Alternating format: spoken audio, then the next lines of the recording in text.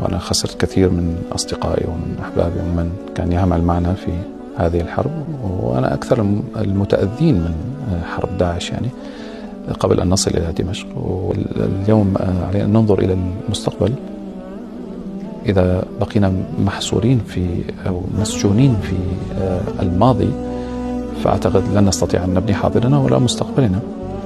فنحن انتصرنا للناس الذين قصفوا بالأسلحة الكيميائية، وقمنا بتحرير السجناء أيضا، وتحرير من كان يغتصب من النساء داخل السجن، وقمنا بتحرير أطفال أيضا داخل السجن، وقمنا بكسر القيد عن السجن صيدنايا سيء السمعة. نحن قمنا بطرد الميليشيات التي كانت تمارس أفعال سيئة في داخل سوريا. قمنا بطرد الميليشيات الإيرانية وحزب الله من المنطقة. هذه أفعال إرهابية أم أفعال نبيلة؟